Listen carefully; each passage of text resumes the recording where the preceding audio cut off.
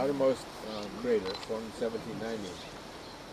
Within the caldera is the active crater Halimau. Halimau is about 2,500. Well, these rocks are bouncing down, and it's really, really rough tail. It's really rough rocks.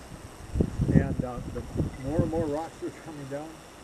And you really needed to be able to watch your feet.